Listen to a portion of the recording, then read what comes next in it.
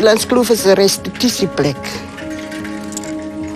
In 96 het ons nou die plek teruggekry as die eerste restitusie. Maar dit is soos 'n pitsweer. Daai pynlike pit, dit sit nog daar. These communities are traps. Violence, substance abuse, mental illnesses. Those inhabitants are going to reproduce the cycle of poverty there. That poor neighborhood is a poverty trap. It is a place where poverty is generated. How do you break that? How do you actually change that? Die kinders het so geword dat hulle nie eers meer vir ons glo nie. Dit is rou goed. Ek weet nie hoe kan ek dit beskryf nie. Ek wil nie nou nog al die goeders hoe ons gelewe het en aangekom het en sukkel en met hierdie struggle aangegaan het tot waar ons vandag is.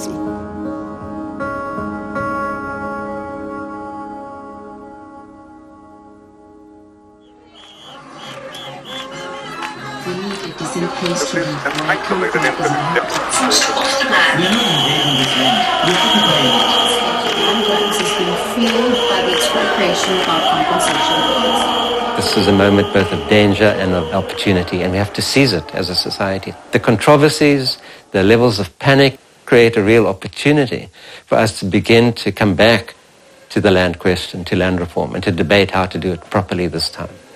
It somehow has to both look backwards and look forwards, and I think we've got that balance wrong.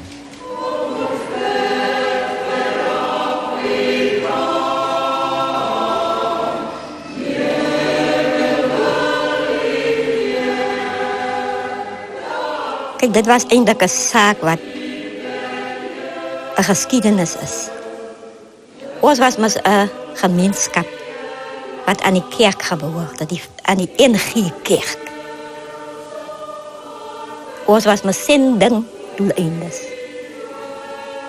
Mijn naam is Aletta Titus. Ik is geboren op Elandskloof. Ik heb hier opgegroeid en ik heb hier school gegaan. Dat is die schooltje wat hulle zelf gebouwd het. En dit was nou die kerk wat hulle gebouwd het. En hulle het met hulle jaren gebouwd. Die zijn doeleindes. Eindelijk is het voor mij een hartzeer story om het weer op te maken. Want ik was deel van die strijd van die begin af. Ik is Magie Januari. Ik is hier geboren. Uitgesmyt 1962 en weer teruggekomen 1996. En ik is die skoondochter van Jan Januari, wat die leier en voorzitter geweest het. Ons was zo onkundig geweest. Dat baie van ons as kindertjies gedink, dit is Here Jesus. As hy kom, het ons altyd ons handjies by mekaar gevou en gekniel. Want die kom Here Jesus aan. So onkundig was ons. Maar so respek het die man afgedwing tot sy dood toe. Ek is Louis Resant. Ons het min of meer op dieselfde plek gebly waar ek gebore is. Het was moeilike tye geweest. My pa het ook nie daai tyd werk gekry nie, want toe moet hy mos nou net as 'n ware gaan leef vir 'n predikant. Maar die kerk het nie geld gehad nie om te betaal nie. So hy het maar op sy eie so aangegaan en hy is goed aangegaan. As kinders, ek was al opgesluit net oor. Ek vir 'n blanke dame gesê, "Hallo." Die sergeant wat die geweest, hy het 'n baie mooi meisiekind gehad. Sy dra mini. En die ander ook hier aan die ander kant se straat. Hy het per ongeluk die dag, terwyl sy by kom, toe sê hy vir haar, "Maar jy lyk am smart." Toe kyk sy hom net so, en toe klim hy nou op, hier waar sy stap in dieselfde rigting, en hy voel aan haar sterre, toe sê sy, "Pa, die man was feitelijk dood." Die man was feitelijk dood, toe hy se stand gekom en die slaan om met die swart stambokke. Daar is nie meer plek om te slaan nie, want dit is hoe en is bloed. Niemand, die dokter sien ook die kaas om te helpen. Want zijn zand is een charge. En dit is zeker maar gemaakt dat partij van ons mensen, zo bij van die mensen is bij hard. Want hulle kom uit 'n harde stryd uit. Maar omdat ons nie geerken was as mense, ons is deze gedierte.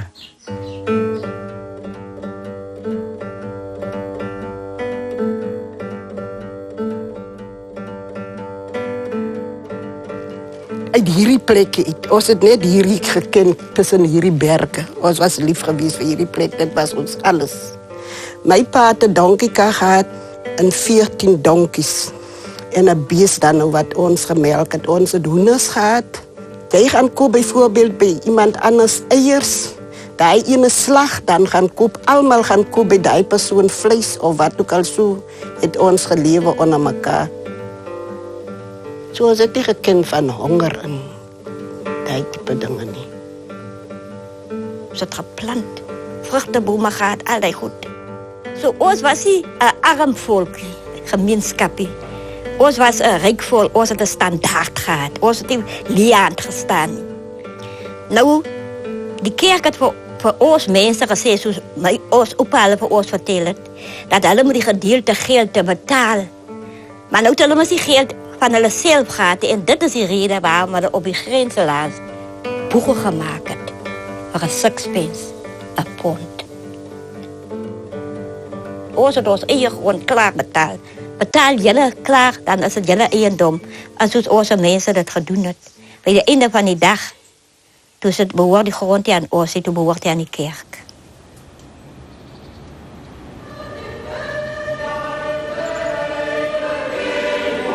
In die jaar 1944, in Paasfees, word daar toe 'n sendingkonferensie gehou in Stellenbosch met die tema van wat is die verhouding van die Christenstudent teenoor die nie-blanke mense? Wat sê God se woord? Dit was die kernpunt gewees wat toe later van tyd die kernprobleem geword in die kerklike lewe. Ons het gesê, die Here se woord sê nee. Ons hoort by mekaar. Maar daar was ander mense gewees, ook in die teologiese wêreld, wat gesê het, maar die Bybel sê ons moet verskeidenheid handhaaf. En so het die ding begin uit mekaar uitloop.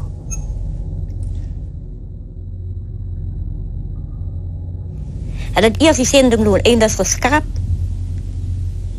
Want die grond is nou voor ons gegeven zending doen, één om hier aan te gaan. Zo dat moet die zendingcommissie wees, hij in die staat wat samengewerkt het. En toen hulle klaar die zending doen, één is geskrapt, toen verkopen hulle die grond.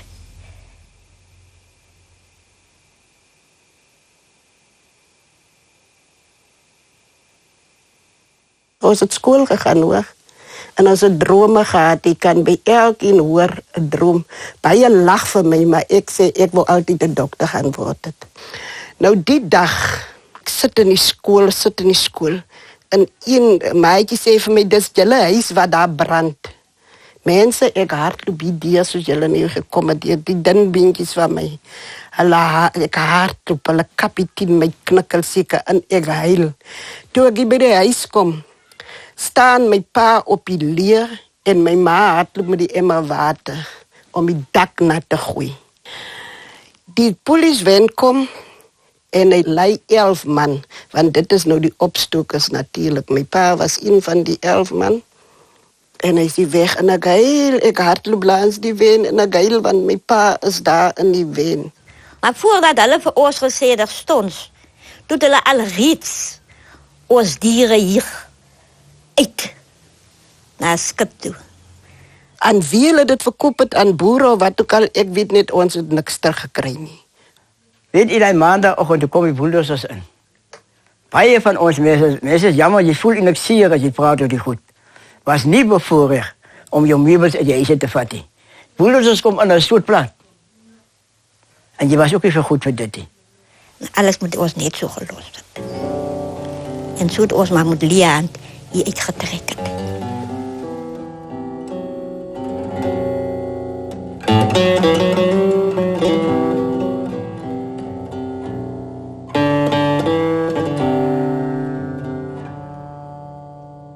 Die is soos ons nou getrek het. Net met dit wat jy kon dra, jy kan sien. Net wat jy kon dra. Nou toe ons buitekant toe ons nou hier uitgesit is, of uitgesmyt is soos ek sê, daar waar die bome so mooi groen staan, dit is waar ons gebly het tussen die bosse. Dit het gemaakt dat we later hartaanval gehad hebben. Ik was dus in wat mal geweest. En ik had altijd gezegd, omdat ik kom met de zwaar tijd uit. Voor ons was nooit geholpen. En nu nog dit ook. Mijn zusters wat een beetje groter gaan, ze met onze kleren was, kost maakt als haar kost is. En onze kost was meer dan 1 week, was maar een blikje vis. Dat was moeilijke daar. Dat was moeilijke daar. Als aardje daar. Want dat was niet lekker. Ze zei als me zo zien niet. Wat is je? Waar kom je vandaan? Maar dat was een skierling mensen. Is een hond. We staan niet bij ons. Het is de andere kant tot op vandaag. Dispossession starts very early on. It actually starts with the first white settlers to South Africa, 1652. Within a few years, the local Khoisan inhabitants have effectively lost their land. And it really speeds up in the 20th century. Under the apartheid regime, we see possibly even 10 million people displaced, uprooted through forced removals. So one of the first acts passed in 1994 by the new democratic parliament was the Restitution of Land Rights Act, which allows people to claim land from which they were dispossessed. There was a big information campaign. And in the end, around 90,000 claims were lodged. A court in South Africa has ruled that a black community can reclaim land it was expelled from under the old apartheid regime. Today is a day to celebrate.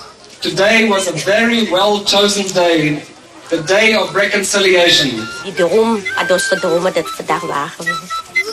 En vandaag voel ik baie blij, so wonderful. Dit kan ek met vreugde doen, want dit is vir my 'n baie groot voorreg om vandag hierdie dokument oor te handig aan die gemeenskap. En dit is die titelakte wat sê die Elandskloof plaas is nou julle plaas. Baie geluk.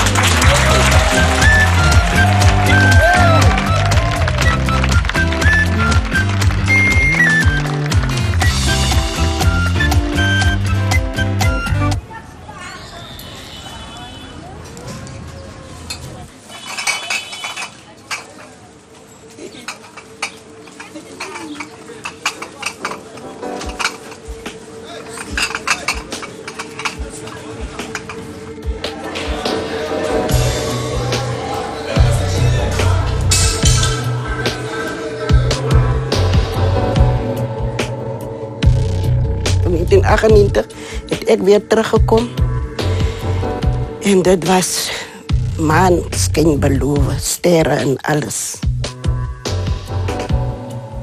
Maar dit wat ons gekry het, ek het gesê ons het vir Elandskloof so gekry. En toe hulle die hand oopmaak, toe val dit wat vir ons gegee is, alles op die grond. Soos wat u kan sien die buitekant.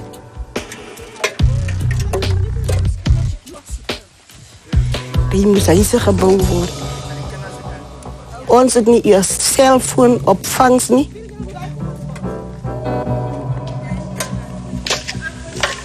Hier is ook nog een van die huise wat hier staan, wat die mense ingebly het.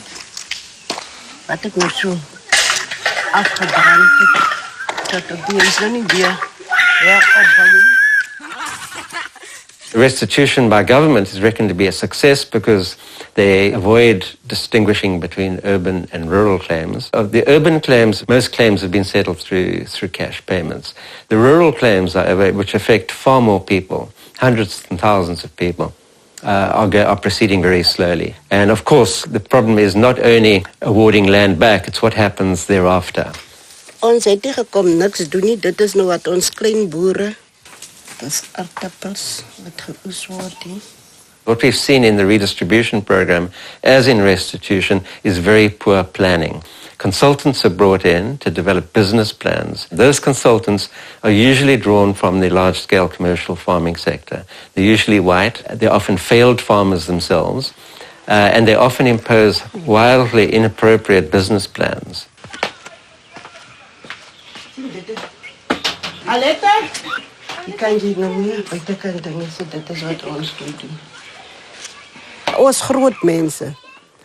Ons gaat nu sommer om aan te vullen. Hier staan akkerbomen. Destijds als kind zal ik nooit akkers opgeteld hebben. Dit is een akkers. Vandaag zie ik, oké. Ik kan iets verdienen uit die akker optellerij, oké. I think one of the problems with restitution is this attempt to recompose communities. One rural claim can involve 1,000 families, can involve 50,000 people. Government has always insisted that the claim must be dealt with as one claim, that everybody must agree. And that's often set people up against one another and cause tensions within claimant communities. Elandskloof is notorious for conflict. I remember we took the leadership away to Worcester for a weekend to think around these issues of tenure, because tenure becomes such an important issue for when people are holding land as a group, like who is entitled to apply for a right, to what kind of right, to what portion of land.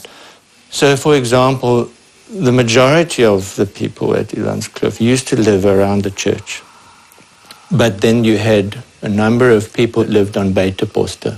So they started developing quite a big actiegroep, opposing the new committee, opposing the new developments. And then within the Elandskloof community, because of the dispossession, some people came to town, became teachers, got degrees.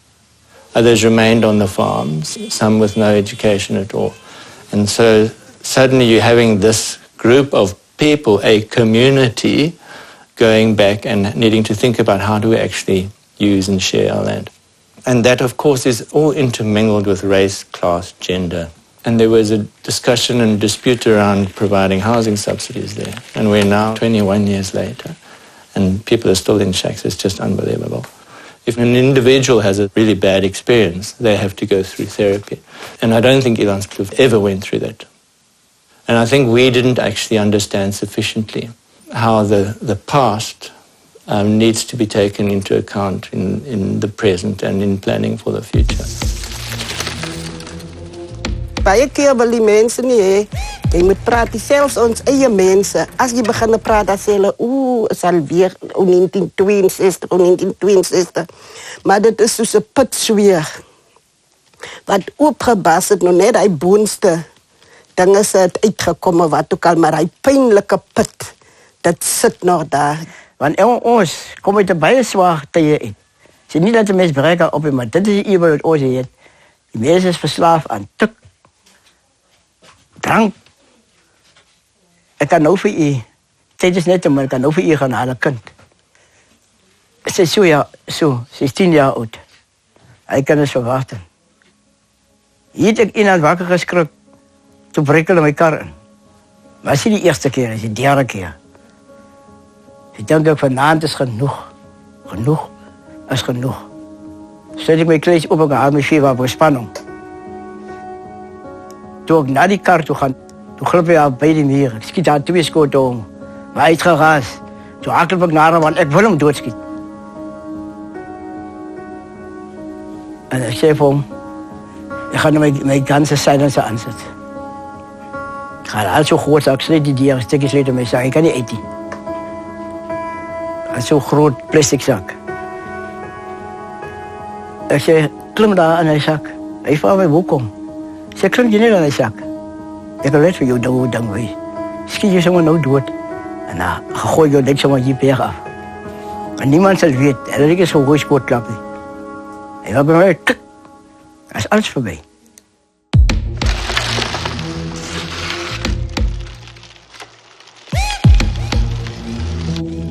When we talk about a poverty trap, it's not just being poor, but it is the dynamic effect. In other words, over time, what are the chances of subsequent generations to be able to escape? Only now are we beginning to understand how poverty can become entrenched in a community over generations. And one of the key areas is through psychological trauma. For example, forced removals under apartheid. We find that in really marginalized poor communities, they become very present-oriented and they get stuck in a rut where they make the same bad decisions over and over again. Substance abuse is extremely high. When you take drugs and you drink, you're trying to block out what you can't confront about the future. And then that leads to other problems. Gender-based violence is through the roof, violence between groups of young men, mental illnesses.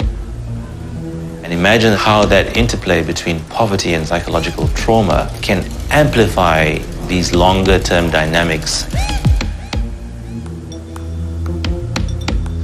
Communities that are fractured to the extent that they cannot cohere any longer will find it much more difficult to undertake joint projects. The picture that one begins to get is an extremely bleak one. What can be done to unlock that cycle of deprivation? So there's a huge debate around expropriation without compensation at the moment in South Africa. So public hearings are being conducted around the country. It's a key opportunity for rural people to go and make their voices heard. And it's clear that the voices of ordinary people carry extraordinary weight.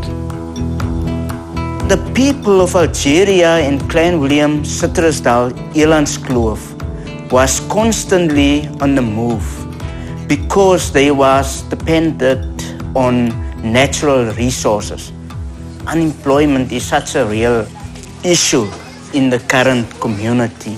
And it's not that the natural resources are not there anymore, but you can't make the rooibos, you can't make the buchu because it's now protected under Cape Nature and the routes are blocked through the mountains. You can't go there anymore without a permit. It's a key opening for us, and we have to seize it as a society.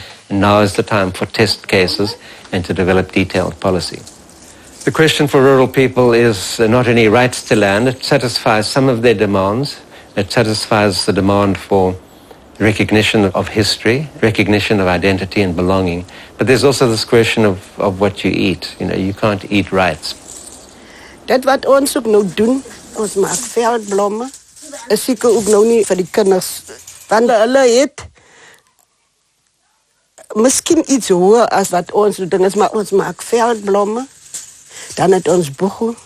Elandskloof is eintlik 'n ryk plek, maar ons kan dit nie ontgin, soos wat ons het graag wil gin. As die grense kan opgestel word waar ons mense gebeweeg het en waar ons voorgeslagte geloop het, waar ek self as kind moet gestap het.